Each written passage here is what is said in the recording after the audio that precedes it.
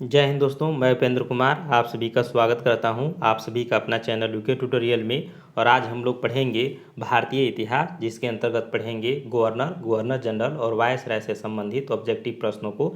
ये सारे प्रश्न जो है दोस्तों, घटना चक्र का जो इतिहास का बुक आता है उसी से हमने लिया है। और इसमें देखिए दोस्तों, तो हमने 104 प्रश्नों को लिया है, जिसमें से आपका 54 प्रश्न ऑलरेडी इससे पहले वीडियो में करा चुके हैं। तो ये सेकेंड पार्ट है, जिसमें हम लोग 55 नंबर क्वेश्चन से शुरू करेंगे। तो चलिए आगे बढ़ते हैं और शुरू करते हैं। अगला प्रश्न है दोस्तों कि पब्लिक वर्क डिपार्टमेंट को 1845 से 55 के दौरान स्वरूप देने वाले थे। ऑप्शन ए में हो जाएगा लॉर्ड डलहौजी, बी में हो जाएगा लॉर्ड कॉर्नवालिस, सी कह रहा है कि जॉर्ज ऑकलैंड और डी कह रहा है वारेन हेस्टिंग। तो यहाँ पर सही हो जाएगा दोस्तों, लॉर्ड डलहौजी के द्वारा ही पब्लिक वर्क डिपार्टमेंट को फिर से स्वरूप प्रदान किया गया था। आइए इसकी व्याख्या को देखते हैं। डलहौजी से पूर्व देखें तो सार्वजनिक निर्माण का कार्य जो है एक सैनिक बोर्ड करता था, इस पर भी ध्यान रखिएगा। लेकिन क्या होता है कि जब डलहौजी आते हैं, तो डलहौजी जब गवर्नर के रूप में आते हैं, तो इसने कार्यकाल में पहली बार एक अलग सार्वजनिक निर्माण विभाग बनाया और सार्वजनिक उपयोग के लिए यहाँ पर देखें तो कार्य के लिए बहुत सा धन भी व्यय किया गया। यानी कि देखें दोस्तों, तो जो पहले सैनिक बोर्ड के रूप में कार्य करते थे, उसके लिए अब अलग विभाग बना दिया गया और इसके लिए अलग से वित्त की व्यवस्था किया गया। और यहाँ पर देखें तो बहुत सारा धन को व्यय भी किया गया। आपको पता होगा डलहौजी सबसे ज़्यादा चर्चित हैं आपके व्यक्तिगत सिद्धांत के लिए, डॉक्ट्रिन्स ऑफ लेफ्ट सिद्धांत के लिए, हड़प नीति के लिए। उसी प्रकार से इन्होंने तार सेवा को शुरुआत पहली बार किया था। तो बहुत सारे नए नए चीज़ों को इन्होंने शुरुआत करने का भी श्रेय डलहौजी को दिया जाता है। चलिए आगे बढ़ते हैं अगले प्रश्न की ओर। अगला प्रश्न दोस्तों कि विधवा पुनर्विवाह अधिनियम किसके शासन में क्रियान्वित किया गया। ऑप्शन ए में हो जाएगा लॉर्ड डलहौजी, बी में हो जाएगा लॉर्ड कैनिंग, सी में हो जाएगा सर हेनरी हार्डिंग और डी कह रहा है कि लॉर्ड लॉरेंस। यहाँ पर क्रियान्वित करने के बाद कह रहा है दोस्तों, तो हो जाएगा आपका, अगर सही आंसर में अगर देखेंगे तो आपका यहाँ पर आंसर बी राइट हो जाएगा, लॉर्ड कैनिंग के समय। तो विधवा पुनर्विवाह अधिनियम जो है वो क्रियान्वित किया गया था लॉर्ड कैनिंग के समय, लेकिन इसका जो प्रस्ताव जो था, इसका स्वरूप जो था, वो लॉर्ड डलहौजी के समय ही तैयार हो गया था। चलिए इसकी व्याख्या को देखते हैं और क्लियर हो जाएगा। व्याख्या में कह रहा है दोस्तों कि ईश्वरचंद्र विद्यासागर के अथक प्रयासों के फलस्वरूप लॉर्ड कैनिंग ने, जिसका कार्यकाल देखें तो 28 फरवरी 1856 से 21 मार्च 1862 के समय में 26 जुलाई 1856 को विधवा पुनर्विवाह अधिनियम 1856 अधिनियमित हुआ। और इस अधिनियम को लॉर्ड डलहौजी के समय प्रतिरूप और प्रस्तुत किया गया था। यानी देखिए तो इसका जो अधिनियम का जो स्वरूप था दोस्तों, ये आपका डलहौजी के समय ही तैयार हो गया था। और इस अधिनियम के नियम संख्या 15 के तहत विधवा विवाह को वैध मान लिया गया और उस विवाह से उत्पन्न हुए बालों को भी वैध घोषित किया गया। तो डलहौजी के समय प्रस्तुत हुआ, लेकिन इसका क्रियान्वित करने का श्रेय लॉर्ड कैनिंग को जाता है। और यह देखिए दोस्तों, तो इस नियम में यह था कि पहले जो था वो विधवाओं को फिर से विवाह करने की अनुमति नहीं होती थी, उनको पूरा जीवन विधवा के रूप में ही काटना पड़ता था। तो यहाँ पर यह हुआ कि नहीं, विधवा भी अब शादी कर सकती है और उससे जो उत्पन्न होगा संतान, उसको भी वैध संतान माना जाएगा। इस नियम के तहत ये घोषणा किया गया। आगे बढ़ते हैं। अगला प्रश्न कह रहा है दोस्तों कि 1 नवंबर 1858 को महारानी विक्टोरिया का घोषणा पत्र इलाहाबाद में पढ़कर सुनाया था। ऑप्शन ए हो जाएगा लॉर्ड विलियम बेंटिंग ने, बी हो जाएगा लॉर्ड कैनिंग ने, सी करा लॉर्ड बर्नहम ने और डी करा सर हरकोट बटलर ने। तो इसका आंसर हो जाएगा दोस्तों कि लॉर्ड कैनिंग ने सुनाया था। लॉर्ड कैनिंग जो थे दोस्तों, ये भारत के अंतिम गवर्नर जनरल थे और वायसराय प्रथम थे। तो इसको भी थोड़ा सा ध्यान में रखिएगा कि इनका नाम सिर्फ जो है वो पद का नाम बदला था, व्यक्ति वही रह गए थे। आपको पता होगा कि 1857 की जब क्रांति होती है, तो उसके दौरान बहुत सारा यहाँ के लोगों को द्वारा ज़बरदस्त विद्रोह किया गया था। और इसी विद्रोह के परिणाम स्वरूप जो है महारानी ने यहाँ के लोगों को अपने शरण में ले लिया और यहाँ पर एक घोषणा पत्र जारी किया, जिसे इलाहाबाद की घोषणा पत्र कहते हैं। आइए इसकी व्याख्या को देखते हैं। 1857 की महान क्रांति के सबसे महत्वपूर्ण परिणाम था महारानी की उद्घोषणा। यह उद्घोषणा है 1 नवंबर 1858, डेट को याद रखिएगा। इलाहाबाद में हुए दरबार में भारत के प्रथम वायसराय लॉर्ड कैनिंग द्वारा उद्घोषित किया गया। यानी कि जो महारानी विक्टोरिया की जो उद्घोषणा थी, उसे लॉर्ड कैनिंग ने पढ़ के सुनाया था। अगला प्रश्न है दोस्तों कि निम्न में से कौन एक भारत का प्रथम वायसराय था। ऑप्शन ए में हो जाएगा लॉर्ड क्लाइव, बी हो जाएगा लॉर्ड कॉर्नवालिस, सी ऑप्शन का रहा है दोस्तों कि लॉर्ड कैनिंग और डी का रहा है लॉर्ड रिपन। तो यहाँ पर सही आंसर हो जाएगा दोस्तों आपका लॉर्ड कैनिंग। लॉर्ड कैनिंग जो थे वो भारत के अंतिम गवर्नर जनरल और भारत के प्रथम वायसराय थे। अगले प्रश्न की ओर बढ़ते हैं। अगला प्रश्न है कि 1 नवंबर 1858 को महारानी विक्टोरिया का उद्घोषणा पत्र पढ़कर सुनाया था लॉर्ड कैनिंग ने। ऑप्शन ए कारक इलाहाबाद में, बी है दोस्तों कलकत्ता में, सी कारक मुंबई में और डी कारक मद्रास में। तो ये उद्घोषणा हुआ था दोस्तों इलाहाबाद में। इलाहाबाद दरबार लगाकर इसकी उद्घोषणा को पढ़ा गया था। अगला प्रश्न है कि अपने पुत्र के स्थान पर दूसरे उत्तराधिकारी को गोद लेने का अधिकार को पुनः स्थापित किया था। ऑप्शन ए में हो जाएगा 1858 के भारत सरकार का अधिनियम ने, बी कारक लॉर्ड कैनिंग ने, सी कारक 1860 में सनद के जारी किए जाने से और डी कारक 1858 की सामग्री की घोषणा से। तो यहाँ पर इसका आंसर राइट हो जाएगा दोस्तों कि 1858 की उद्घोषणा जो पढ़ा गया था, यानी महारानी की जो सामग्री घोषणा थी उसके माध्यम से फिर से जो है गोद लेने की प्रथा को स्वीकार किया गया, क्योंकि डलहौजी जो थे वो गोद लेने की प्रथा को ख़त्म किए थे और उसी के आधार पर देखें तो यहाँ के राजाओं को हड़प नीति के माध्यम से उनकी शासन व्यवस्था को हड़पी जाती थी। चलिए आगे बढ़ते हैं अगले प्रश्न की ओर। तो यहाँ पर इसकी व्याख्या कर है दोस्तों कि महारानी की उद्घोषणा 1 नवंबर 1858 को इलाहाबाद में हुए दरबार में लॉर्ड कैनिंग द्वारा उद्घोषित की गई और इसमें भारतीय देशी राज्यों के प्रति नीति को भी व्यापक रूप से प्रतिरूप किया गया और ब्रिटिश साम्राज्य के लिए संभावित किसी भी संकटपूर्ण स्थिति से बचाव के लिए उनका प्रयोग करने हेतु उन्हें तैयार किया गया। विजय और विलय की नीति का पूर्णतः परित्याग कर दिया गया तथा देशी राज्यों के शासकों को उत्तराधिकारी गोद लेने की अनुमति दी गई। जो विजय और विलय नीति थी, जो डलहौजी की नीति के अंतर्गत आता है, उसको परित्याग कर दिया गया, क्योंकि माना जाता है दोस्तों कि डलहौजी की हड़प नीति के कारण यहाँ के राजाओं बहुत असंतुष्ट हुआ था और सभी राजाएं लगभग एक होकर के 1857 की क्रांति में भाग लिए थे। तो इसी चलते महारानी ने इस चीज़ को समझे और उसको जो है निरस्त किया। आगे बढ़ते हैं अगले प्रश्न की ओर। अगला प्रश्न कह रहा है दोस्तों कि महारानी विक्टोरिया को भारत की सामग्री नियुक्त किया गया 1858 में, बी कारक 1876 में, सी कारक 1877 में और डी कारक 1885 में। तो यहाँ पर इसका आंसर राइट हो जाएगा दोस्तों कि यहाँ पर अगर देखें तो महारानी विक्टोरिया को भारत की सामग्री नियुक्त किया गया था दोस्तों। इसका सही आंसर हो जाएगा 1877 में, यानी कि इसका आंसर सी राइट हो जाएगा। आइए इसकी व्याख्या से और क्लियर हो जाएगा। व्याख्या में करा दोस्तों कि राजसी उपाधि अधिनियम ने रॉयल टाइटल एक्ट ब्रिटिश संसद के द्वारा 1876 में पारित किया गया और इस अधिनियम के तहत महारानी विक्टोरिया को 1 जनवरी 1877 को दिल्ली दरबार में भारत की सामग्री घोषित किया गया। इसी प्रकार सम्राट एडवर्ड सेवेंथ को वर्ष 1903 में तथा जॉर्ज पचम को वर्ष 1911 में भारत का सम्राट घोषित किया गया। तो इस तरह से देखिए दोस्तों, तो ब्रिटिश संसद के द्वारा 1876 में कानून बना करके 1 जनवरी 1877 में एक दिल्ली दरबार लगाया गया और यहीं से भारत की सामग्री घोषित कर दी गई जो महारानी विक्टोरिया थी उनको। और इसी के तहत देखें तो 1903 में जॉर्ज पंचम को जो एडवर्थ सेवेंथ को और जॉर्ज पंचम को जो 1911 में, आपको पता होगा कि 1911 में जॉर्ज पंचम आए थे जिसके दिल्ली दरबार वगैरह लगा था, तो इसके माध्यम से देखें तो इनको भी यहाँ का सम्राट घोषित किया गया। आगे बढ़ते हैं। अगला प्रश्न है कि निम्नलिखित में से किस गवर्नर जनरल ने भारत में दास प्रथा को समाप्त किया था। ऑप्शन ए में हो जाएगा लॉर्ड कॉर्नवालिस ने, बी में हो जाएगा लॉर्ड एलन ब्रो ने, सी का रहेगा लॉर्ड विलियम बेंटिंग ने और डी का रहेगा सर जॉन सॉर ने। तो यहाँ पर इसका आंसर सही हो जाएगा दोस्तों लॉर्ड एलन ब्रो ने, यानी कि इसका आंसर बी हो जाएगा। तो दास प्रथा के उन्मूलन का श्रेय दिया जाता है लॉर्ड एलन ब्रो को ही।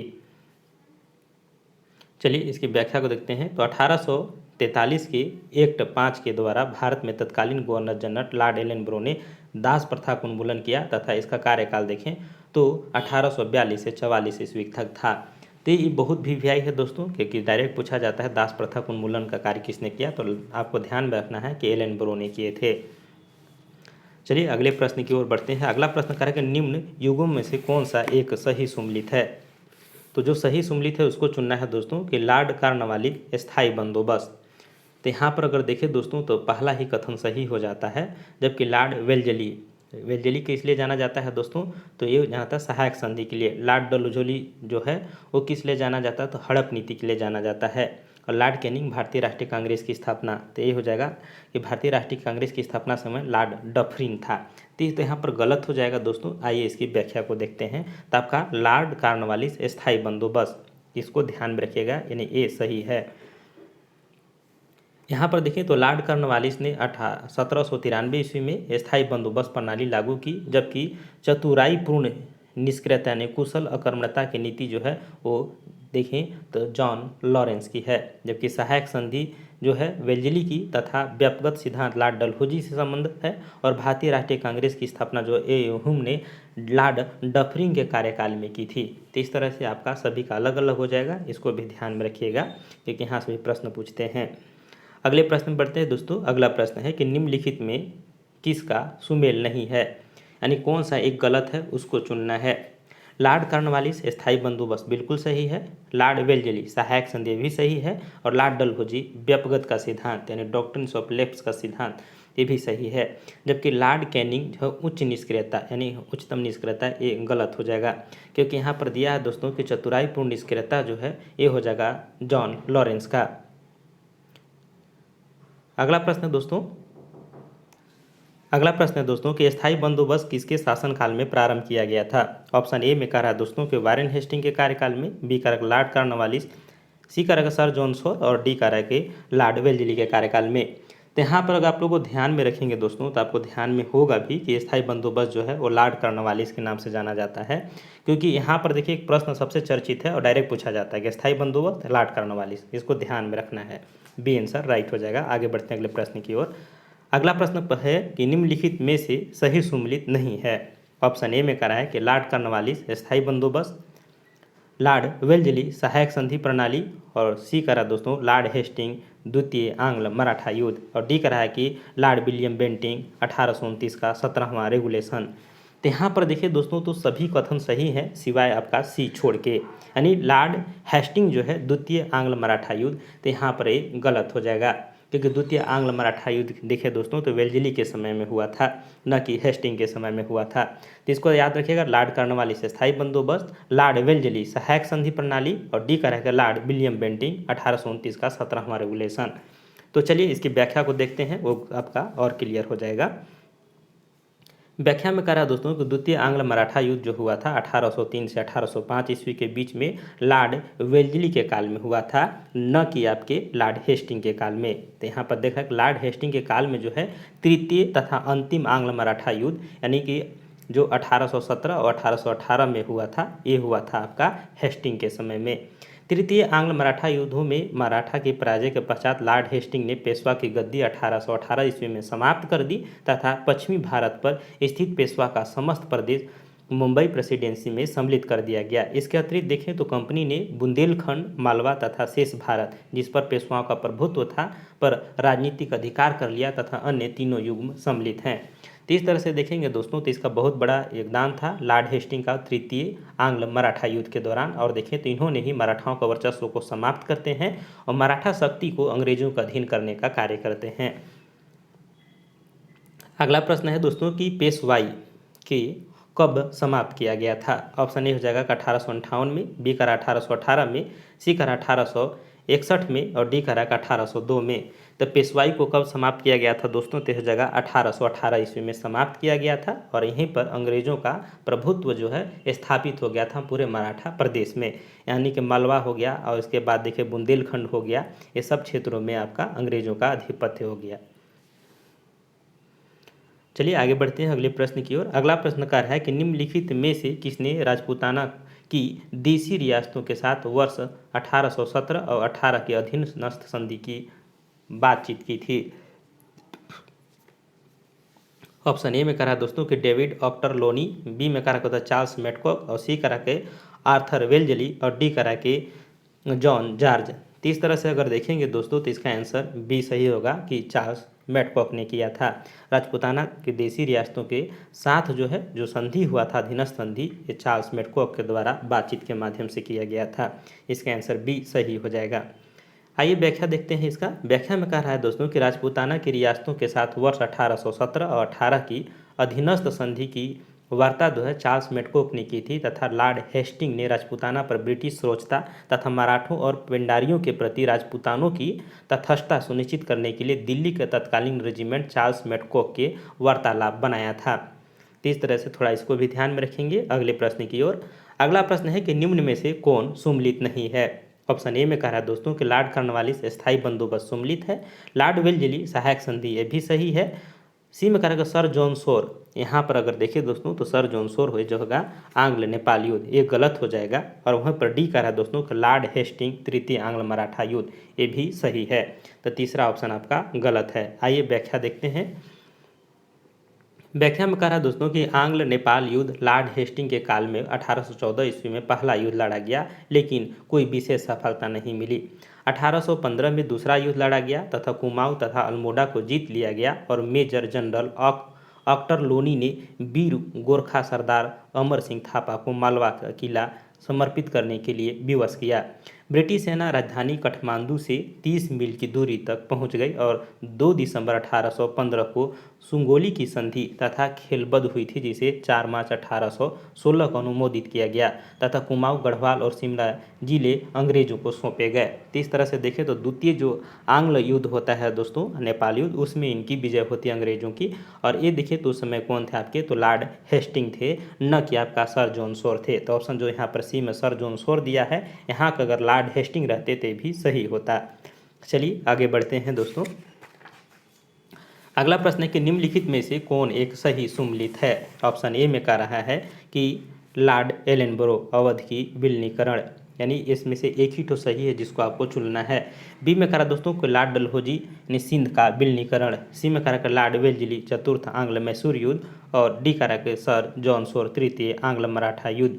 तो यहाँ पर अगर देखें दोस्तों कि कौन सा एक सही सुमलित है, तब का सी सही सुमलित हो जाएगा कि लॉर्ड वेल्जली जो है इसके समय में चतुर्थ आंग्ल मैसूर युद्ध हुआ था, जो 1799 में हुआ था, जिसमें टीपू सुल्तान की मृत्यु हुई थी। तो यहाँ पर इसका आंसर सी जो है वो सही हो जाएगा। आइए इसकी व्याख्या को देखते हैं। सही सुमलित इस प्रकार होगा दोस्तों कि लॉर्ड एलनबरो जो है वो सिंध का अंग्रेजी राज्य में अगस्त 1843 में विलय किया। लॉर्ड डलहौजी यानी कुशासन को आरोप में 1856 में अवध का विलीनीकरण किया था। और लॉर्ड वेल्जली जो है चतुर्थ आंग्ल मैसूर युद्ध यानी 1799 में हुआ। और लॉर्ड हेस्टिंग जो है तृतीय आंग्ल मराठा युद्ध 1717-18 ईस्वी में। इस प्रकार विकल्प जो है सी आपका सही सुमलित है। अगला प्रश्न है कि निम्नलिखित में से कौन सा युग्म सही सुमलित नहीं है। ऑप्शन ए में कह रहा है दोस्तों कि लॉर्ड डलहौजी अवध का विलीनीकरण किया। तो ये देखिए दोस्तों, तो ये बिल्कुल पहला सही हो जाएगा।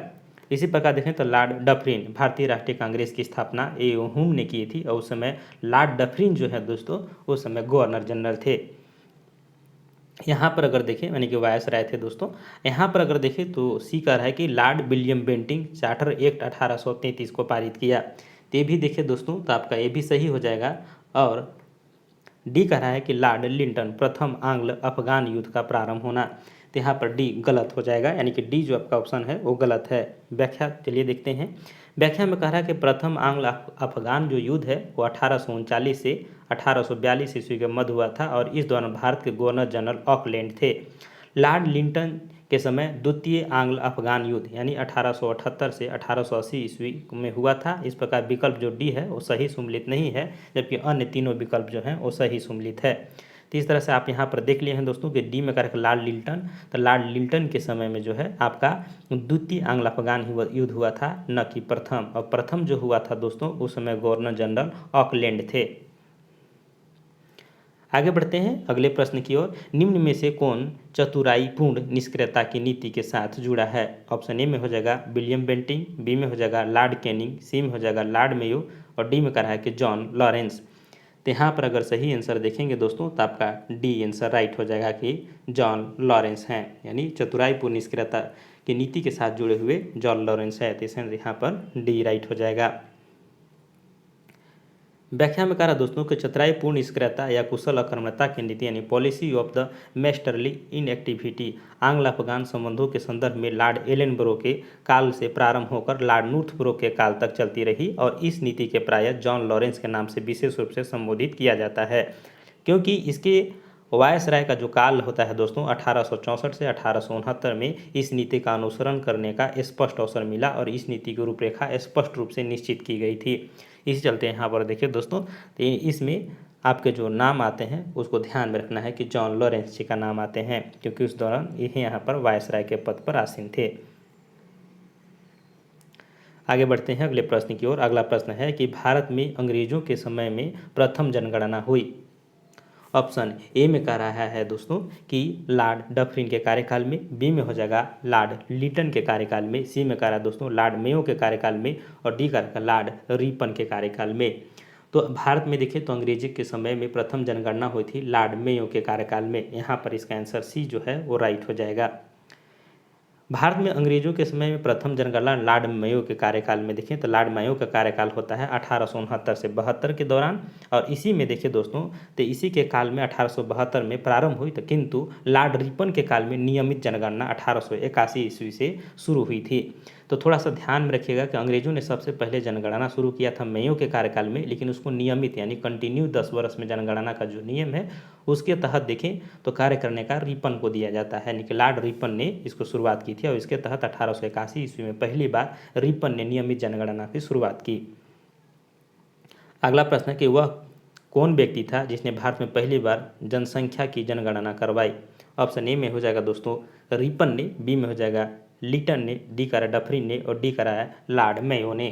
तो यहाँ पर सही हो जाएगा कि लॉर्ड मेयो ने इसकी शुरुआत की थी 1872 में। चलिए अगले प्रश्न की ओर बढ़ते हैं।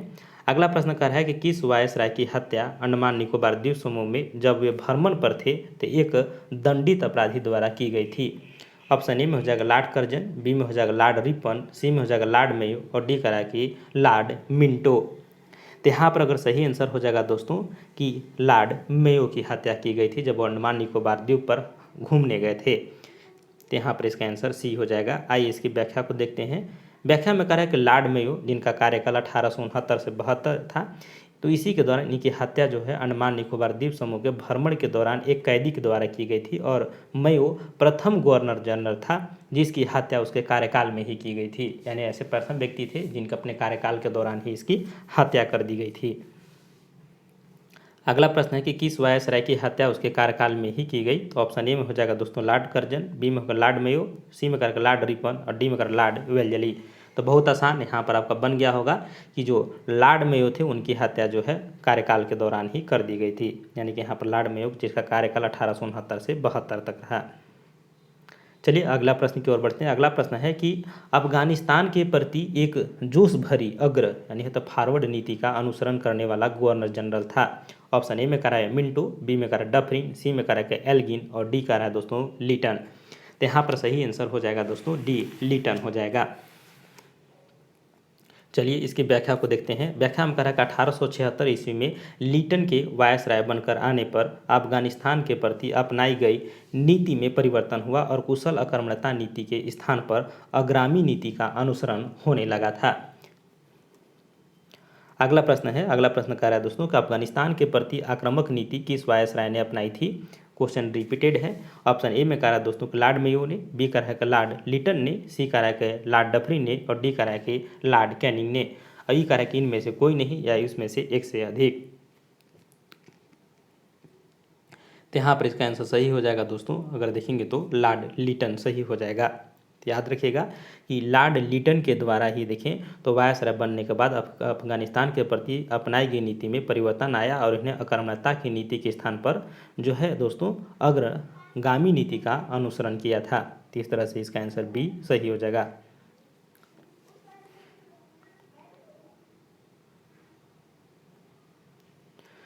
तो आक्रामक नीति का शुरू लॉर्ड लिटन के द्वारा किया गया। चलिए आगे बढ़ते हैं अगले प्रश्न की ओर। अगला प्रश्न है दोस्तों कि कौन भारत का वायसराय सबसे दीर्घकाल तक रहा, यानी सबसे लंबे समय तक वायसराय के पद पर आसीन रहा। ऑप्शन ए में करेगा लॉर्ड कर्जन, बी में करेगा लॉर्ड डफरिन, सी में करेगा लॉर्ड हार्डिंग और डी करा दोस्तों लॉर्ड मेयो। तो यहाँ पर इसका सही आंसर हो जाएगा दोस्तों लॉर्ड कर्जन। जो देखिए दोस्तों तो लॉर्ड कर्जन बंगाल विभाजन के जो है बहुत बड़े बोलना चाहिए कि क्वेश्चन जो है यहाँ से बनता है कि योगदान था इनका और लॉर्ड कर्जन ने ही बंगाल विभाजन किया था जो सांप्रदायिक विभाजन के रूप में इसे जाना जाता है। तो यहाँ पर ए आंसर सही हो जाएगा। आइए इसकी व्याख्या को देखिए और क्लियर हो जाएगा। ब्रिटिश वायसराय में भारत के विषय में सर्वाधिक जानकारी रखने वाले वायसराय लॉर्ड कर्जन का प्रश्नगत वायसरायों में सर्वाधिक दीर्घकाल का रहा है। इनका कार्यकाल अगर देखें दोस्तों तो लॉर्ड कर्जन का कार्यकाल था 1899 से 1905 यानी 7 वर्षों का रहा लॉर्ड डफरिन का कार्यकाल 1884 से 88 4 वर्षों का रहा। लॉर्ड हार्डिंग का कार्यकाल जो है 1910 से 1916 यानी 6 वर्षों का रहा। और लॉर्ड मेयो का कार्यकाल रहा 1869 से 72 तक यानी 3 वर्षों का रहा। तो इस तरह से सर्वाधिक कार्यकाल किसका हो गया दोस्तों, तो लॉर्ड कर्जन जी का हो गया। चलिए आगे बढ़ते हैं अगले प्रश्न की ओर। अगला प्रश्न कहा है कि भारत में स्थानीय स्वायत्त शासी संस्थाएं 1872 ईस्वी में सशक्त की गई थी। ऑप्शन ए के जॉर्ज बार्लो के द्वारा, बी करेगा लॉर्ड रिपन के द्वारा, सी करेगा लॉर्ड कर्जन के द्वारा और डी करा है लॉर्ड लिल्टन के द्वारा। तो भारत में स्थानीय स्वशासन जिसको बोलते हैं या स्वायत्त शासी संस्थाएं 1872 में सशक्त की गई थी दोस्तों, ये किया गया था लॉर्ड रिपन के द्वारा किया गया था। आंसर यहाँ पर बी राइट हो जाएगा। इसकी व्याख्या को देखिए। व्याख्या में करा दोस्तों कि 1880 ईस्वी में इंग्लैंड में ईलैंडस्टन के नेतृत्व में उदारवादी दल सत्ता में आया और ईलैंडस्टन यूरोप में स्वतंत्रता का स्वरूप था। उसने अपनी भारत के प्रति नीति इन शब्दों में वर्णन किया कि हमारा भारत में रहने वाले अधिकार इस तर्क पर है कि हमारा वहाँ रहना भारतीयों के लिए हितकर है और साथ ही यह कि भारतीय यह अनुभव करे कि यह हितकर है। इस दौरान रिपन को वायसराय पद के लिए चुना गया। संभवतः रिपन के कार्यकाल का सबसे महत्वपूर्ण कार्य जो है स्थानीय स्वशासन पर सरकारी प्रस्ताव 1882 ईस्वी था। रिपन देश की नगर पालिकाओं का विकास करना चाहता था। उनके अनुसार इनसे देश की राजनीतिक शिक्षा प्रारंभ होती है तथा इस प्रस्ताव के तहत ग्रामीण प्रदेशों में स्थानीय बोर्डों की स्थापना की गई और प्रत्येक जिला में जिला उप विभाग, तालुका तथा तहसील बोर्ड बनाने की आज्ञा हुई। नगरों में नगर पालिकाएं स्थापित की गई तथा इन स्थानीय संस्थाओं को निश्चित कार्य तथा आय के साधन दिए गए। इसी चलते प्रश्न पूछा जाता है कि स्थानीय स्वशासन का जनक किसे माना जाता है, तो आप डायरेक्ट ऑप्शन मारिएगा दोस्तों कि लॉर्ड रिपन को स्थानीय स्वशासन का जनक माना जाता है। जिसे आप अभी देखते हैं दोस्तों ग्राम पंचायत और नगर निगम जो चुनाव देखते हैं, ये सभी का देन जो है अगर कहीं ना कहीं तो अंग्रेजों का ही देन रहा है और वही जो है स्थानीय स्वशासन के जनक में रिपन का नाम दिया जाता है, लॉर्ड रिपन। चलिए आगे बढ़ते हैं। अगला प्रश्न दोस्तों कि भारत में स्थानीय स्वायत्त शासन को किसने प्रोत्साहित किया था। ऑप्शन ए हो जाएगा दोस्तों लॉर्ड मेयो, बी में हो जाएगा लॉर्ड लिटन, सी में हो जाएगा लॉर्ड कैनिंग और डी करेगा लॉर्ड रिपन। तो भारत में स्थानीय स्वशासन को प्रोत्साहित करने का काम जो है दोस्तों लॉर्ड रिपन ने किया था, यानी कि यहाँ पर डी आंसर राइट हो जाएगा। चलिए आगे बढ़ते हैं अगले प्रश्न की ओर। अगला प्रश्न कह रहा है दोस्तों कि इल्बर्ट बिल विवाद किससे संबंधित था। ऑप्शन ए में कह रहा है दोस्तों को भारतीय द्वारा हथियार लेकर चलने पर कुछ प्रतिबंधों को लागू किया जाना। बी में कह रहा है दोस्तों कि भारतीय भाषाओं में प्रकाशित होने वाले समाचार पत्रों और पत्रकारों पर प्रतिबंध लागू किया जाना। सी में कह रहा है कि यूरोप के लोगों के मामलों को सुनवाई करने के लिए भारतीय न्यायाधीशों पर लगाई गई अयोग्यताओं को हटाया जाना। और डी कह रहा है कि आयातित सूती कपड़े पर लगाए गए शुल्क का हटाया जाना। तो यहाँ पर देखें तो इल्बर्ट बिल विवाद संबंधित था दोस्तों। आंसर हो जाएगा कि यूरोप के मामलों में सुनवाई करने के लिए भारतीय न्यायाधीशों पर लगाई गई अयोग्यता को हटाया जाना। यानी इसमें क्या था दोस्तों कि पहले जो थे वो भारतीय न्यायाधीश जो होते थे वो सिर्फ जो है भारतीय लोगों के न्याय सुन सकते थे, जबकि वो इंग्लैंड से व्यक्ति से संबंधित न्याय को उनको देने का हक नहीं था, क्योंकि वो जो है उतने योग्य नहीं होते थे। इसी को लेकर के विवाद था, तो इसी को लेकर के इसे हटाया गया था। यही इल्बर्ट बिल जो है विवाद संबंधित था, यानी कि आंसर सी यहाँ पर राइट हो जाएगा। आइए व्याख्या को देखते हैं। व्याख्या में कह रहा है दोस्तों कि सर पीसी इल्बर्ट वायसराय के परिषद के विधि सदस्य थे और उन्होंने 2 फरवरी 1893 को विधान परिषद में एक विधेयक प्रस्तुत किया जिसे इल्बर्ट बिल की संज्ञा दी जाती है। यानी कि इल्बर्ट ने पेश किया था, इसलिए बिल का नाम भी इल्बर्ट बिल दे दिया गया। इस विधेयक का उद्देश्य था कि जाति भेद पर आधारित सभी न्यायिक अयोग्यताओं तुरंत समाप्त कर दी जाए और भारतीय तथा यूरोपीय न्यायाधीशों की शक्तियाँ समान की जाए। यानी कि जो भारत की न्यायाधीश की शक्ति होगा वही यूरोप के न्यायाधीश की भी शक्ति होगा और दोनों को समान किया जाए। और यूरोपीय लोगों ने इसे अपने विशेषाधिकार पर ठुकराघात माना और इल्बर्ट बिल को लेकर हुए विवाद के कारण ही 1884 ईस्वी में लॉर्ड रिपन ने अपना कार्यकाल पूरा होने से पूर्व ही त्यागपत्र दे दिया था। तो इस तरह से एक विवादित रहा था जिसे इल्बर्ट ने पेश किया था और इसीलिए इल्बर्ट बिल विवाद के नाम से जाना जाता है। चलिए अगले प्रश्न की ओर बढ़ते हैं दोस्तों। अगला प्रश्न क्या कह रहा है। अगला प्रश्न है कि किसी पदावधि में महिलाओं तथा बच्चों की कार्यावधि के घंटों को सीमित करने तथा स्थानीय शासन को आवश्यक नियत बनाने के लिए प्राधिकृत करने के लिए प्रथम फैक्ट्री अधिनियम का अभिग्रहण किया गया। ऑप्शन ए में करा दोस्तों कि लॉर्ड लिटन के द्वारा, बी में करा दोस्तों कि लॉर्ड बेंटिंग के द्वारा, सी करा लॉर्ड रिपन के द्वारा और डी करा लॉर्ड कैनिंग के द्वारा।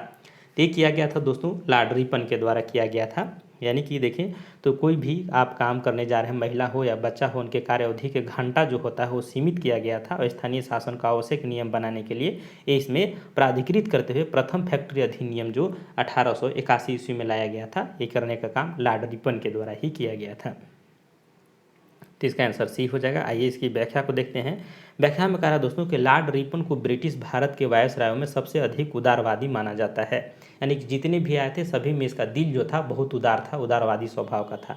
उन्होंने 100 या उससे अधिक कार्यरत मजदूरों वाली फैक्ट्रियों को काम करने वाली महिलाओं तथा बच्चों के संबंध में कुछ उदारवादी नियम बनाए। उन्होंने प्रथम फैक्ट्री अधिनियम 1881 के रूप में जाना जाता है। ये वीवीआई है दोस्तों, ये प्रश्न पूछा जाता है कि प्रथम फैक्ट्री अधिनियम कब लाया गया था, तो 1881 में लाया गया था और किसके द्वारा लिया गया था, तो लॉर्ड रिपन के द्वारा। इस अधिनियम के तहत देखें तो 7 वर्ष से कम उम्र के बच्चों को फैक्ट्री में काम करने पर रोक एवं 7 से 12 वर्ष के बच्चों की कार्य अवधि प्रतिदिन 9 घंटे तथा महीने में 4 दिन की छुट्टी का प्रावधान किया था। तो ये देखिए दोस्तों, तो प्रथम कारखाना अधिनियम के तहत इस चीज़ को लाया गया था। चलिए आगे बढ़ते हैं। अगला प्रश्न कह रहा है कि निम्नलिखित कथनों पर विचार कीजिए। ऑप्शन ए में कह रहा है कि फैक्ट्री एक्ट 1881 औद्योगिक कामगारों की मजदूरी नियत करने के लिए और कामगारों को मजदूर संघ बनाने के देने की दृष्टि से पारित किया गया था। दूसरा हम कह रहा है कि एन.एम. लोखंडी ब्रिटिश भारत में मजदूर आंदोलन संगठित करने में अग्रणी थे। उपयुक्त कथन में से कौन सा कथन जो है वो सही है। तो यहाँ पर अगर देखें दोस्तों तो आपका आंसर जो है वो केवल 2 सही हो जाएगा, यानी कि यहाँ पर बी आंसर सही हो जाएगा कि एन.एम. लोखंडे जो है दोस्तों वो ब्रिटिश भारत में मजदूर आंदोलन संगठित करने में अग्रगामी थे। चलिए इसकी व्याख्या को देखते हैं और क्लियर हो जाएगा। व्याख्या में कहा दोस्तों कि प्रथम कारखाना अधिनियम 1881 ईस्वी में पारित किया गया था, परंतु यह अधिनियम पर्याप्त मापदंड जैसा साबित हुआ। अब मतलब ये देखिए दोस्तों, तो इसको पारित किया गया था परंतु यह जो अधिनियम जो अपर्याप्त मापदंड जैसा साबित हुआ, यानी कि जो नियम था वो खरा नहीं उतर पाया। इसमें केवल ऐसे मजदूर जो बच्चे थे तथा उन्हीं की सुरक्षा से संबंधित प्रावधान बनाया गया था तथा इस अधिनियम में महिला मजदूरों से संबंधित कोई प्रावधान नहीं बनाया गया। अतः इस अधिनियम से मजदूर सामान्यतः निराश थे तथा एन.एम. लोखंडे जो हैं भारत में मजदूर आंदोलन संगठित करने में अग्रणी थे और 19वीं शताब्दी में न केवल हथकरघा एवं कपड़े मिलों के मजदूरों को दयनीय स्थिति में सुधार करने के लिए याद किए जाते हैं, बल्कि वो जाति संप्रदाय जैसे मुद्दों पर भी उन्होंने साहसिक पहल की। अतः केवल ऑप्शन 2 है वो सत्य होगा। यानी पहला जो कारखाना अधिनियम आया दोस्तों सिर्फ बच्चों से संबंधित था, उसमें महिलाओं के लिए विशेष प्रावधान नहीं था और न ही जेंट्स मजदूरों के लिए कोई विशेष प्रावधान किया गया था। तो इस तरह उतना ज़्यादा एक खारा नहीं उतर पाया था। चलिए आगे देखते हैं अगले प्रश्न में। अगला प्रश्न कह रहा है कि निम्नलिखित में से किसे भारत में स्थानीय स्वशासन का जनक माना जाता है। ऑप्शन ए में हो जाएगा लॉर्ड डलहौजी, बी में हो जाएगा लॉर्ड कैनिंग, सी में कह रहा है कि लॉर्ड कर्जन और डी कह रहा है कि लॉर्ड रिपन। तो यहाँ पर साफ साफ पता चल रहा है दोस्तों कि स्थानीय स्वशासन का जनक माना जाता है आपके लॉर्ड रिपन को माना जाता है। तो यहाँ पर इसका आंसर डी राइट हो जाएगा। व्याख्या को देख लेते हैं। व्याख्या में कह रहा है दोस्तों कि लॉर्ड रिपन के कार्यकाल में प्रस्तुत स्थानीय स्वशासन प्रस्ताव 1882 ईस्वी से भारत में आधुनिक एवं स्थानीय स्वशासन का प्रारंभ माना जाता है और लॉर्ड रिपन को ही स्थानीय स्वशासन का पिता कहा जाता है। ये वीवीआई है, प्रश्न बार बार पूछा जाता है। इन्होंने ही प्रांतीय सरकारों की आज्ञा दी कि वे प्रांतीय तथा स्थानीय नागरिक वित्तीय साधनों का एक सर्वेक्षण करें, जिससे यह निश्चित किया जा सके कि किन किन मदों का आम व्यय स्थानीय प्रशासन की सुपुर्द किया जा सकता है, यानी किन किन क्षेत्रों में आम व्यय कर करके उसको सुधारा जा सकता है। तो इस तरह से इनकी एक अच्छी पहल थी और आज भी देखें तो स्थानीय स्वशासन हमारे देश में देखने को मिलता है, जो बलवंत राय मेहता समिति की सिफारिश पर इसे कानूनी मान्यता भी दिया गया। आगे बढ़ते हैं। अगला प्रश्न दोस्तों कि निम्नलिखित में से कौन सा युग्म सही सुमेलित नहीं है। ऑप्शन ए में कह रहा है दोस्तों कि स्थानीय स्वशासन लॉर्ड लिटन, यानी कि यहाँ पर देखिए दोस्तों तो इसमें पूछ रहा है कि कौन सा जो है वो सुमेलित नहीं है, उसको चुनना है। तो पहला ही यहाँ पर हमको गलत दिख रहा है क्योंकि स्थानीय स्वशासन लॉर्ड लिटन नहीं लॉर्ड रिपन होगा, यहाँ पर रिपन होना चाहिए, तो ये सही हो जाता। जबकि यहाँ पर सहायक संधि लॉर्ड वेल्जली, राज्य के अपहरण नीति लॉर्ड डलहौजी, जिसको व्यपगत सिद्धांत भी कहते हैं, हड़प नीति भी कहते हैं, और स्थायी बंदोबस्त लॉर्ड कॉर्नवालिस, यानी कि बी सी और डी सही है और स्थानीय स्वशासन लॉर्ड लिटन के जगह में लॉर्ड रिपन होना चाहिए था। तो यहाँ पर ए गलत हो जाएगा। चलिए आगे बढ़ते हैं। अगला प्रश्न दोस्तों को सूची 1 को सूची 2 से मिलाइए और नीचे दिए गए कूट में से सही उत्तर को चुनिए। एक साइड सूची दिया है, दूसरे साइड में सूची को मिलान करना है। चलिए इसको मिलाते हैं और देखते हैं कि कौन सा सही होता है। यहाँ पर अगर देखें दोस्तों तो क्लाइव क्या क्या था दोस्तों, तो ये बंगाल में दोहरा शासन प्रणाली को लागू किया था। इस तरह से ये हो जाएगा। बेंटिंग का अगर देखें दोस्तों तो अंग्रेजी शिक्षा के समय में देखें तो लॉर्ड मैकाले के जो विधि अधिकारी थे उसके द्वारा यहाँ पर देखें अंग्रेजी शिक्षा को थोपा गया था। उस समय विलियम बेंटिंग जो थे वो गवर्नर थे। चार्ल्स मेडकॉक का अगर देखें दोस्तों तो यहाँ पर ये हो जाएगा आपका प्रेस पर प्रतिबंध हटाया इन्होंने चार्ल्स मेडकॉक ने। और लॉर्ड कर्जन अगर देखेंगे दोस्तों तो हो जाएगा बंगाल विभाजन से जाना जाता है। तो इस तरह से अगर देखें तो आपका ए आंसर सही हो जाएगा, यानी क्लाइव बंगाल में दोहरा शासन, जो आपका पता होगा कि 1765 ईस्वी में दोहरी शासन के जो इलाहाबाद संधि के तहत थोपा गया था। बेंटिंग का किया तो अंग्रेजी शिक्षा से संबंधित है। चार्ल्स मेडकॉक यानी प्रेस पर प्रतिबंध हटा दिया, और कर्जन जो था बंगाल विभाजन।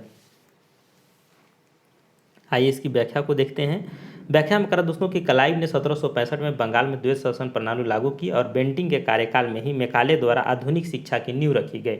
और अपनी प्रस्ताव में मैकाले की योजना यह थी कि एक ऐसा वर्ग बनाया जाए जो रंग तथा रक्त से भारतीय हो, परंतु प्रवृत्ति और नैतिक तथा बुद्धि से अंग्रेज हो, क्योंकि वह अंग्रेजी शिक्षा दे करके ऐसा वर्ग भारत में ही पैदा करना चाहते थे।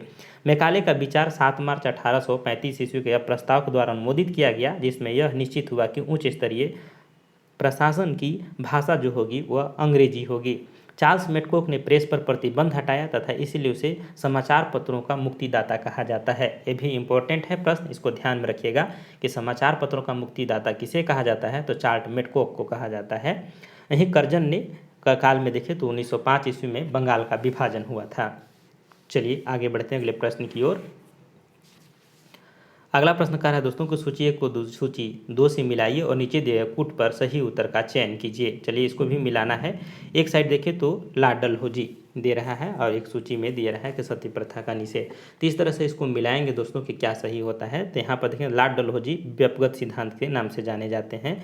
लॉर्ड विलियम बेंटिंग, अगर लॉर्ड विलियम बेंटिंग की अगर बात करें दोस्तों तो आपका हो जाएगा कि ये सती प्रथा का निषेध से संबंधित है। लॉर्ड रिपन यानी कि ध्यान में होगा कि ये स्थानीय स्वशासन के जनक माने जाते हैं। और लॉर्ड कर्जन बंगाल विभाजन से संबंधित है। तो इस तरह से अगर हम लोग देखेंगे दोस्तों पहला का 4, तो इस तरह से अगर मिलाएंगे और लॉर्ड विलियम बेंटिंग अगर देखें दोस्तों तो ये हो जाएगा आपका कि सती प्रथा का निषेध है। यहाँ पर ये आंसर सही हो जाएगा। चलिए आगे बढ़ते हैं। इसकी व्याख्या भी दिया हुआ है, इसको व्याख्या को भी देख लेते हैं।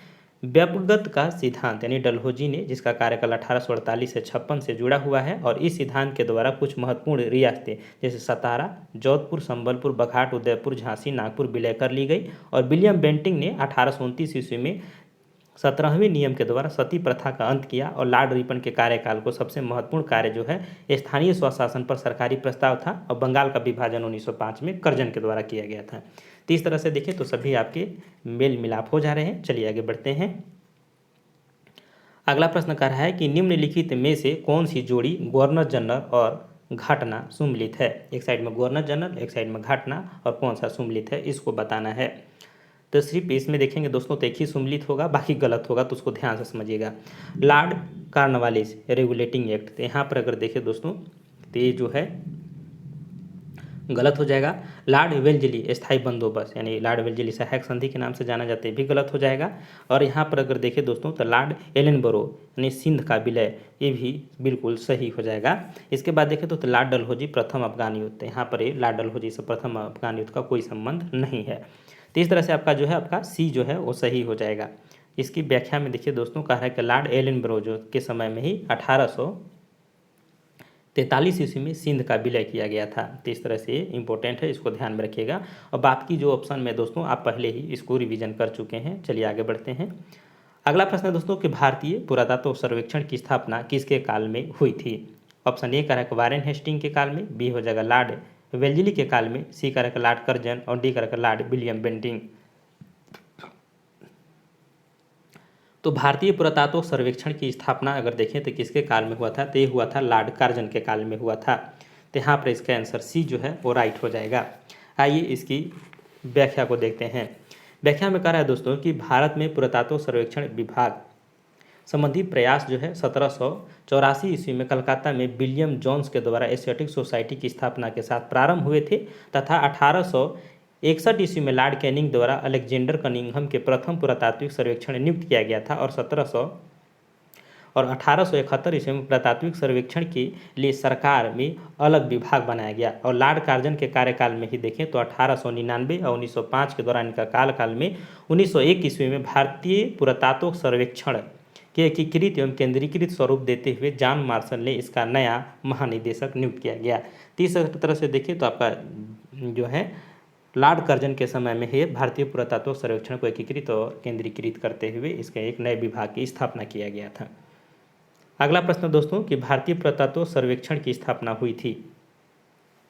ऑप्शन ए में हो जाएगा लॉर्ड कर्जन के काल में, बी में हो जाएगा दोस्तों लॉर्ड वेल्लेस्ली के काल में, सी का लॉर्ड विलियम बेंटिंग के काल में और डी का वारेन हेस्टिंग के काल में। तो यहाँ पर सही आंसर हो जाएगा लॉर्ड कर्जन के कार्यकाल में। अगला प्रश्न है कि निम्नलिखित में से किसने पुरातत्व सर्वेक्षण विभाग की स्थापना की थी। तो यहाँ पर पुरातत्व सर्वेक्षण विभाग की स्थापना की बात कर रहा है दोस्तों, तो यहाँ पर पता होगा कि एशियाटिक सोसाइटी जो बंगाल में स्थापना हुई थी इसके प्रारंभ 1784 ईस्वी में कलकत्ता से हुई थी। और इस तरह से यहाँ पर देखें तो सर इसका कोई स्पष्ट जो है उल्लेख नहीं मिल पाता है।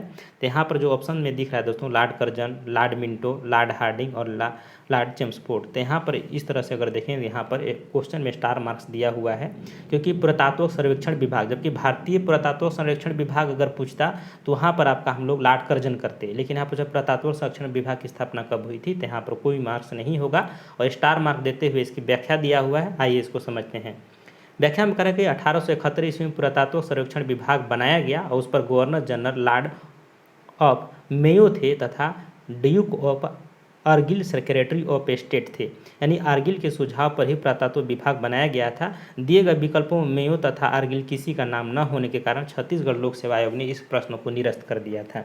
यानी कि यहाँ पर आंसर अगर सही होता दोस्तों ड्यूक यहाँ पर लॉर्ड मेयो या ड्यूक ऑफ आर्गिल सेक्रेटरी उस समय जो थे, यानी कि यहाँ पर आर्गिल का नाम होता या मेयो का नाम होता तो सही होता क्वेश्चन। आगे बढ़ते हैं। अगला प्रश्न दोस्तों कि प्राचीन स्मारक संरक्षण एक्ट किस गवर्नर जनरल के कार्यकाल में पारित हुआ था। ऑप्शन ए हो जाएगा दोस्तों लॉर्ड मिंटो, बी में हो जाएगा लॉर्ड लिनलिथगो, सी में कह लॉर्ड कर्जन और डी कह लॉर्ड कैनिंग। तो यहाँ पर प्राचीन स्मारक संरक्षण एक्ट जो है दोस्तों ये पारित हुआ था लॉर्ड कर्जन के समय में। तो यहाँ पर इसका आंसर सी राइट हो जाएगा।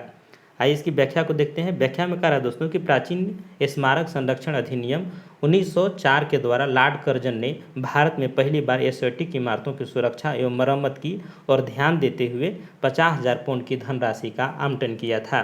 तो इस तरह से आपका आंसर यहाँ पर सी राइट हो जाएगा। अगला प्रश्न दोस्तों कि भारत में कर्जन के प्रशासन की तुलना औरंगजेब से किसने की थी।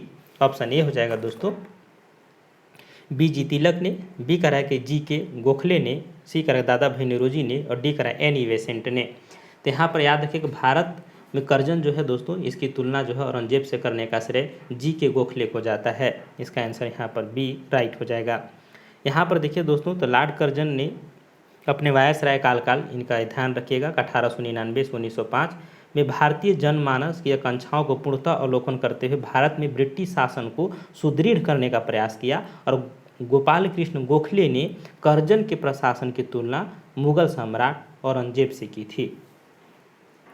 चलिए आगे बढ़ते हैं अगले प्रश्न की ओर। अगला प्रश्न करा कि भारत में ब्रिटिश साम्राज्य के दौरान निम्नलिखित वायसरायों पर विचार कीजिए।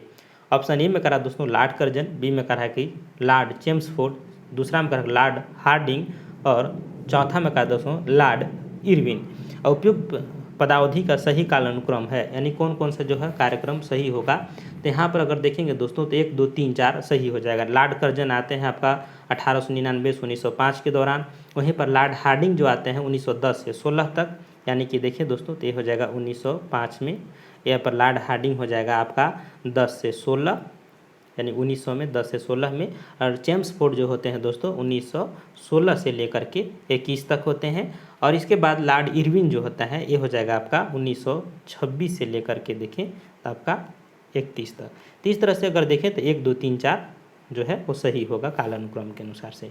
चलिए आगे बढ़ते हैं। वही दिया है यहाँ पर व्याख्यान लॉर्ड कर्जन 1899 से 1905, लॉर्ड हार्डिंग 1910 से 16 और लॉर्ड चेम्सफोर्ड 1916 से 21 और लॉर्ड इरविन जो है 1926 से 31 तक। तो ज़्यादा प्रश्न नहीं बचे हैं दोस्तों, 5-7 प्रश्न बचे उसको कवर कर लेते हैं क्योंकि बारिश हो रही है और बादल भी गरज रही है। तो घबराइए मत, आप लोग थोड़ा सा साउंड में डिफरेंस होगा तो घबराइएगा मत। अगला प्रश्न दोस्तों कि असैनिक प्रशासन यानी 1905 के संदर्भ में कौन सा कथन जो है सही है। लॉर्ड कर्जन ने प्रांतीय सीमाओं को पुनर्गठित करने का निर्णय लिया। दूसरा में कह रहा है दोस्तों कि पूर्वी बंगाल और असम नामक एक नया प्रांत बनाया। नीचे दिए कुटुंब में सही उत्तर को चुनिए। ऑप्शन ए में कह रहा है दोस्तों कि केवल एक, दूसरा में कह रहा है दोस्तों कि एक और दो दोनों, और तीसरा में कह रहा है केवल दो, और डी में कह रहा है एक ना तो एक और ना ही दो। तो यहाँ पर हो जाएगा दोस्तों कि लॉर्ड कर्जन ने प्रांतीय सीमाओं को पुनर्गठित करने का निर्णय लिया और पूर्वी बंगाल और असम नामक एक नया प्रांत बनाया। उसमें आसाम, असम को भी बोलते हैं आसाम, तो नया प्रांत बनाया। तीसरा से दोनों कथन जो है जाएगा सत्य हो जाएगा। इसकी व्याख्या को देखिए दोस्तों। व्याख्या में कहा है कि वर्ष 1905 में गवर्नर जनरल लॉर्ड कर्जन ने प्रांतीय सीमाओं को पुनर्गठित करने का निर्णय लिया और इसने बंगाल के दो भागों में बांटकर पूर्वी बंगाल और असम नामक एक नया प्रांत बनाया तथा बंगाल की पश्चिमी भाग में बंगाल, बिहार, उड़ीसा, चोल, नागपुर को शामिल किया गया। इसके अतिरिक्त देखें तो उसने मद्रास और मध्य प्रांत भी सीमा भी इसमें बदलाव किया था। चलिए अगले प्रश्न की ओर बढ़ते हैं दोस्तों। जो आप पूर्वी बंगाल अभी देखते हैं दोस्तों, तो पूर्वी बंगाल और पश्चिम बंगाल वर्तमान में आपके पास है, पूर्वी बंगाल बांग्लादेश बन गया है, तो ये आप लोग जानते होंगे। चलिए अगले प्रश्न में, अगला प्रश्न करें फुट डालो और राज करो की रणनीति अपनाई गई थी। ऑप्शन ए में हो जाएगा लॉर्ड कर्जन के द्वारा, बी में हो जाएगा लॉर्ड मिंटो के द्वारा, सी में करेगा लॉर्ड डलहौजी के द्वारा, डी करेगा लॉर्ड वेल्लेस्ली के द्वारा। तो फुट डालो और राज करो नीति जो है दोस्तों लॉर्ड कर्जन के द्वारा अपनाया गया था और लॉर्ड मिंटो के द्वारा भी अपनाया गया था। तो यहाँ पर ए और बी दोनों ऑप्शन सही होगा। लेकिन अगर ऐसे देखें तो हम लोग ज़्यादातर जानते हैं कि फुट डालो राज करो की नीति जो है वो लॉर्ड कर्जन द्वारा अपनाया गया था। लेकिन जो घटना चक्र का बुक होता है दोस्तों बहुत डीपली नॉलेज देता है, इसलिए इसमें ए और बी दोनों दिया हुआ है। आइए इसकी व्याख्या को देखिए। व्याख्या में करेगा फुट डालो और राज करो की रणनीति जो है लॉर्ड कर्जन एवं लॉर्ड मिंटो दोनों के द्वारा अपनाई गई थी और इस नीति के तहत मिंटो ने पृथक निर्वाचन प्रणाली को प्रोत्साहित किया था। लॉर्ड कर्जन के शासनकाल में ब्रिटिश सरकार ने स्पष्ट रूप से मुस्लिम समर्थक और हिंदू विरोधी नीति अपनाई। यानी कि अंग्रेज ने पहले से ही देखे दोस्तों तो मुस्लिम का समर्थक और हिंदू विरोधी नीति अपनाई थी और इसमें लॉर्ड कर्जन का नाम अग्रणी था। और इस नीति के ही प्रतीक के रूप में वर्ष 1905 में बंगाल का विभाजन किया गया और बंग भंग का उद्देश्य प्रशासन की सुविधा उत्पन्न करना नहीं था जैसा दावा किया गया था, बल्कि उसे स्पष्ट उद्देश्य था कि एक हिंदू मुस्लिम को लड़ाना और दूसरा जो है नवजात ग्रह बंगाल को चोट पहुंचाना। यानी कि जो बंगाल का जैसे सृजन हो रहा था उसको क्या था, चोट पहुंचाना और हिंदू मुस्लिम दोनों को बांटने का उद्देश्य था। तो इस तरह से एक चीज़ का अलग ही उद्देश्य था और इसके तहत देखें तो बंगाल का विभाजन किया गया था। चलिए आगे बढ़ते हैं अगले प्रश्न की ओर। अगला प्रश्न कर रहा है दोस्तों कि मुझे विश्वास है कि कांग्रेस अपने विनाश की तरफ जा रही है और मेरी यह बड़ी इच्छा भारत में रहते होगी कि इसके शांति प्रिय निधन के लिए इसका सहायक बनूं। यह किसने लिखा था। ऑप्शन ए करेगा लॉर्ड लिटन ने, बी करेगा लॉर्ड डफरिन ने, सी करेगा लॉर्ड कर्जन ने और डी करेगा लॉर्ड मिंटो ने। और यहाँ पर ये करा उपरोक्त में से कोई नहीं है, उपरोक्त में से एक से अधिक। तो इसका सही आंसर हो जाएगा दोस्तों कि लॉर्ड कर्जन ने यह टिप्पणी किया था कांग्रेस के ऊपर। आइए इसकी व्याख्या को देखते हैं। व्याख्या में कह रहा है दोस्तों कि अंग्रेजी शासक समझते थे कि नरमपंथियों के नेतृत्व में कांग्रेस काफ़ी कमज़ोर है और जनता में इसकी पैठ जो है वो नहीं है, अतः इसे खत्म किया जा सकता है। इस नीति के सबसे बड़े प्रवक्ता थे लॉर्ड कर्जन। वर्ष 1900 में कर्जन ने ब्रिटिश सेक्रेटरी ऑफ स्टेट को लिखा कि मुझे विश्वास है कि कांग्रेस अपने विनाश की तरफ जा रही है और मेरी यह बड़ी इच्छा भारत में रहते होगी कि इसके शांतिपूर्ण निधन के लिए इसका सहायक बनूं।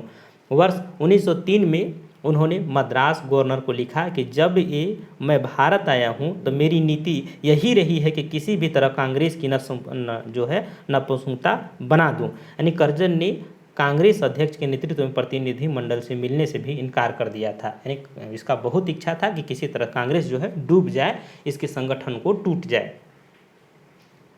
चलिए आगे बढ़ते हैं। अगला प्रश्न कर रहा है कि इसमें से यानी इनमें से किस गवर्नर जनरल ने सबसे पहले पृथक निर्वाचन मंडल की व्यवस्था मुसलमान को जीतने और कांग्रेस के विरुद्ध करने के लिए इस्तेमाल किया। ऑप्शन ए में करा दोस्तों लॉर्ड कर्जन ने, बी में हो जाएगा लॉर्ड डफरिन ने, सी में करा दोस्तों लॉर्ड हार्डिंग ने और डी करा के लॉर्ड मिंटो ने। तो यहाँ पर अगर देखें दोस्तों कि सबसे पहले काम करने का श्रेय जाता है लॉर्ड मिंटो को जाता है। यानी मिंटो जब गवर्नर जनरल थे तो उनका इच्छा था कि पृथक निर्वाचन मंडल के माध्यम से इन्होंने मुसलमान को जीतने और उन्हें कांग्रेस के विरुद्ध करने के लिए इस्तेमाल करने का कोशिश किया था। तो इसका आंसर यहाँ पर डी हो जाएगा। व्याख्या में देखिए स्पष्ट हो जाएगा। व्याख्या में कहा दोस्तों कि नवंबर 1905 में लॉर्ड कर्जन के स्थान पर लॉर्ड मिंटो को भारत का वायसराय नियुक्त किया गया तथा जॉन मार्ले को भारत का सचिव नियुक्त किया गया था। इसके द्वारा किए गए सुधारों को मार्ले मिंटो सुधार, जो 1909 ईस्वी के नाम से जाना जाता है, यानी जो 1909 में मार्ले मिंटो सुधार आया था यहाँ पर। इसके बाद देखिए दोस्तों तो 1919 में भी सुझाव आता है चेम्सफोर्ड सुधार। तो यहाँ पर देखिए दोस्तों तो इस अधिनियम के द्वारा कहा गया कि मुसलमानों के लिए पहली बार पृथक मताधिकार तथा पृथक निर्वाचन क्षेत्रों की स्थापना की गई और इसका उद्देश्य था मुसलमानों को कांग्रेस के विरुद्ध करना था। तो ये प्रश्न पूछा भी जाता है कि किस अधिनियम के द्वारा जो है आपके मुसलमानों के लिए पृथक जो है निर्वाचन की व्यवस्था की गई थी। तो याद रखिएगा मार्ले मिंटो सुधार, दोनों जो हैं एक सचिव थे और एक वायसराय थे और इन्होंने मिलकर ये निर्णय लिया था। आगे बढ़ते हैं अगले प्रश्न की ओर। अगला प्रश्न कह रहा है कि निम्नलिखित में से कौन भारत का एकमात्र यहूदी वायसराय था। ऑप्शन ए में हो जाएगा लॉर्ड कर्जन, बी में हो जाएगा लॉर्ड कैनिंग, सी में हो जाएगा लॉर्ड इरविन और डी करेगा लॉर्ड रीडिंग। तो यहाँ पर अगर देखिए दोस्तों यहूदी एक अब जैसे धर्म होता है दोस्तों कि इजरायली लोग सब यहूदी हैं, उसी टाइप से यहूदी वायसराय एक था आपका लॉर्ड रीडिंग जो थे वो यहूदी, मात्र एक वायसराय जो यहूदी से थे वो लॉर्ड रीडिंग जी थे, यानी कि डी आंसर राइट हो जाएगा। भारत का एकमात्र यहूदी वायसराय लॉर्ड रीडिंग, इनका कार्यकाल देखें तो 1921 से 26 था और इसके समय में ही चोरा चोरी कांड और स्वराज पार्टी का गठन और रोलेट एक्ट का निरसन हुआ था। चलिए अगले प्रश्न की ओर बढ़ते हैं। अगला प्रश्न कर रहा है कि निम्नलिखित युगों में से कौन सा एक सही सुमेलित नहीं है। ऑप्शन ए में करा दोस्तों कि Pitt's India act, Warren Hasting, डी करा है दोस्तों कि डॉक्ट्रिन्स ऑफ लेब्स डलहौजी और सी करा है कि वर्नाकुलर प्रेस एक्ट कर्जन और डी करा है कि इल्बर्ट बिल रिपन। तो यहाँ पर अगर देखें दोस्तों तो कौन सा सुमेलित नहीं हो जाएगा, तो साफ साफ दिख रहा है कि वर्नाकुलर प्रेस एक्ट जो है कर्जन, ये जो है आपका गलत हो जाएगा। इसके यानी कि वर्नाकुलर प्रेस एक्ट देखते हैं लॉर्ड लिटन के कार्यकाल में पारित हुआ था, न कि कर्जन के कार्यकाल में। यहाँ पर लिटन होता तो सही होता। तो इस तरह से यहाँ पर सी जो है वो सुमेलित नहीं है, बाकी सभी सुमेलित ऑप्शन हैं। आइए इसकी व्याख्या को देखते हैं। व्याख्या में कहा दोस्तों कि वर्नाकुलर प्रेस एक्ट या भारतीय भाषा समाचार पत्र अधिनियम 1878 में लॉर्ड लिटन के कार्यकाल में पारित किया गया और इस अधिनियम को मुंह बंद करने वाला अधिनियम भी कहा गया। सरकार जो है वांछित विषयों को प्रकाशित करने पर अपराध में, यानी कि यहाँ पर देखिए दोस्तों तो सरकार जो है कोई चीज़ अवांछित चीज़ों विषयों का प्रकाशित करने के अपराध में आपको संबंध पत्र को चेतावनी दे सकती थी अथवा उसे जमानत ले सकती थी। जमानत को जब्त कर सकती थी और यदि यह अपराध पुनः किया जाता था तो सरकार को छापने को भी जब्त कर ले सकती, यानी छापखाने को जो होता था दोस्तों उसको भी जब्त करने का अधिकार था, यानी कि छापखानों को भी आपको बंद कर सकती थी। तथा अर्स्किन पेरी ने इस अधिनियम को विपरीतागति और असंगत तथा भारत की भावी प्रगति के लिए घातक बताया। किसने बताया था दोस्तों? अर्स्किन पेरी ने। अर्स्किन पेरी ने कहा था कि यह भारत के लिए बहुत घातक है और विकास के लिए बहुत बड़ा रोड़ा होगा। इसके बाद देखिए दोस्तों तो एस.एन. बनर्जी ने इसे आकाश को वज्रपात कहा, यानी आकाश से वज्रपात होने वाला शब्दों का प्रयोग किया बनर्जी जी ने। और इस अधिनियम के अधीन देखें तो सोम प्रकाश, भारत महिर, ढाका प्रकाश तथा सहचर एवं अन्य अनेक समाचार पत्रों के विरुद्ध मामले दर्ज किए गए और प्रश्नगत अन्य तीनों विकल्प इस तरह से सुमेलित हैं। चलिए अगले प्रश्न की ओर बढ़ते हैं। अगला प्रश्न कह रहा है दोस्तों कि निम्नलिखित में से कौन सा एक युग्म सुमेलित नहीं है, उसको चुनना है जो सुमेलित नहीं है। ठगी का दमन विलियम बेंटिंक, यहाँ पर अगर देखिए दोस्तों तो ये भी आपका सही हो जाएगा। इसके बाद देखिए दोस्तों तो आपका इल्बर्ट बिल रिपन के समय में। इसके बाद होता है रिंग फेस की नीति, ठगों का उन्मूलन अगर देखें तो जो स्लीमैन के द्वारा किया गया था, लेकिन उस समय गवर्नर जनरल जो आपके थे दोस्तों वो विलियम बेंटिंक ही थे, तो इसी चलते विंटिंग का नाम आता है। लेकिन अगर ठगों का उन्मूलन देगा अगर स्लीमैन देगा तो स्लीमैन के नेतृत्व में मतलब स्लीमैन को नियुक्त किया गया था ठगों को उन्मूलन करने के लिए, तो इसको थोड़ा सा ध्यान में रखिएगा, कन्फ्यूज मत होइएगा। यहाँ पर रिंग फेस की नीति जो है वारेन हेस्टिंग ने लगाई थी, जबकि वर्नाकुलर प्रेस एक्ट कर्जन, तो यहाँ पर कर्जन के जगह में लिल्टन होना चाहिए, तो यह आपका सुमेलित नहीं है, आपका डी ऑप्शन। चलिए अब देखते हैं अगले प्रश्न की ओर। अगला प्रश्न कह रहा है दोस्तों कि ब्रिटिश भारत की राजधानी का कलकत्ता से दिल्ली स्थानांतरण किसके काल में स्थानांतरित हुआ। ऑप्शन ए हो जाएगा दोस्तों लॉर्ड मिंटो, बी करेगा लॉर्ड हार्डिंग और सी करा दोस्तों लॉर्ड चेम्सफोर्ड और डी करेगा लॉर्ड रीडिंग। तो ब्रिटिश भारत की राजधानी देखिए दोस्तों कलकत्ता से दिल्ली स्थानांतरित हो गया था 1911 ईस्वी में और उस समय लॉर्ड हार्डिंग के द्वारा किया गया था। यहाँ पर इसका आंसर बी सही हो जाएगा। आइए इसकी व्याख्या को देखते हैं। व्याख्या में कहा दोस्तों कि वायसराय लॉर्ड हार्डिंग के समय भारत की राजधानी को कलकत्ता से दिल्ली स्थानांतरित किया गया और वायसराय लॉर्ड हार्डिंग ने वर्ष 1911 में जॉर्ज प्रथम एवं महारानी मेरी को भारत बुलाया तथा दिल्ली में भव्य दरबार का आयोजन किया, जिसे दिल्ली दरबार के नाम से भी जानते हैं। और इसी दरबार में बंगाल विभाजन को रद्द किया गया तथा राजधानी को स्थानांतरण की घोषणा की गई और तब से देखें आज तक दिल्ली जो है आज भी वर्तमान में भारत की राजधानी है। चलिए अब प्रश्न ये लास्ट है दोस्तों, इस लास्ट प्रश्न को भी देख लीजिए। सही जोड़े बनाइए तथा नीचे दिए गए कूट के माध्यम से सही उत्तर को चुनिए। एक साइड दिया है चुक का सिद्धांत या हड़प नीति या डॉक्ट्रिन्स ऑफ लेप्स की नीति। ये किसके द्वारा होगा दोस्तों, तो ये आपके बहुत आसानी से बना लेंगे कि यह नीति जो लाया गया था दोस्तों ये हो जाएगा आपका डलहौजी का नीति था। इसके बाद देखें तो बंगाल का विभाजन किसने किया दोस्तों, तो लॉर्ड कर्जन ने किया था। और बंगाल में दोहरा शासन जो है किसने लगाया था, लॉर्ड क्लाइव ने लगाया था और सामाजिक सुधार के नाम से बेंटिंग को जाना जाता है। तो इस तरह से अगर ऑप्शन को मिलाएंगे दोस्तों तो आपका सी जो है बिल्कुल सही हो जाएगा, यानी कि पहला का हो जाएगा तीसरा डलहौजी, बंगाल विभाजन लॉर्ड कर्जन, इसके बाद देखें तो दोहरा शासन क्लाइव लॉर्ड क्लाइव के द्वारा और सामाजिक सुधार बेंटिंग के द्वारा। इस तरह से यहाँ पर नीचे मिलाया भी गया है। तो इस तरह से चुक का सिद्धांत हड़प नीति का सिद्धांत डलहौजी के द्वारा, बंगाल विभाजन लॉर्ड कर्जन के द्वारा और बंगाल में दोहरा शासन क्लाइव के द्वारा और सामाजिक सुधार बेंटिंग के द्वारा। इस बुक में और 2 प्रश्न थे दोस्तों, तो काफ़ी प्रश्न जो है घुमाऊ टाइप का था, जो लास्ट का 2 प्रश्न बोल रहे हैं तो एक पेज में नहीं आ पा रहा था और क्वेश्चन जो था थोड़ा मैचिंग करने में यानी स्क्रीन पर आने में बहुत दिक्कत होता। वो इस लेवल का क्वेश्चन था तो थोड़ा सा उसको छोड़ देते हैं क्वेश्चन को। इस तरह से आपका ये लास्ट प्रश्न था और बाकी सभी प्रश्न जो हैं पूरी आपके कवर करा दिए हैं और रिपीटेड प्रश्न थे। बहुत सारे प्रश्न जो हैं बार बार एग्जाम में रिपीट हुआ है, तो इसी चलते अगले एग्जाम में भी रिपीट होगा, इसको भी ध्यान में रखिएगा। अगला जो अब टॉपिक होगा वो होगा ब्रिटिश शासन का भारतीय अर्थव्यवस्था पर प्रभाव, जिसमें रैयतवाड़ी मालवाड़ी व्यवस्था से संबंधित जो प्रभाव देखने को मिलता है उससे क्या प्रभाव पड़ा था, कैसे कैसे देखिए दोस्तों तो अंग्रेज़ों के द्वारा जो है यहाँ के लोगों को ऊपर जो कर थे वो थोपते चले गए, तो यानी कि अर्थव्यवस्था पर क्या प्रभाव पड़ा, यानी आर्थिक दोहन वगैरह कैसे हुआ, निकासन का सिद्धांत वगैरह पढ़ेंगे। तो इन सब चीज़ों को अगले वीडियो में लेकर के आ रहे हैं प्रश्न को। तब तक के लिए जय हिंद। और वायसराय आपका गवर्नर जनरल और गवर्नर से संबंधित इतने प्रश्नों को बना के जाएंगे तो ऑब्वियसली आपका क्वेश्चन एक भी नहीं छूटेगा। मिलते हैं अगले वीडियो में। वीडियो अच्छा लगा होगा तो दोस्तों तक शेयर कीजिए और चैनल पर नए होंगे दोस्तों तो सब्सक्राइब कीजिए और लाइक भी कीजिए। मिलते हैं अगले वीडियो में, तब तक के लिए जय हिंद।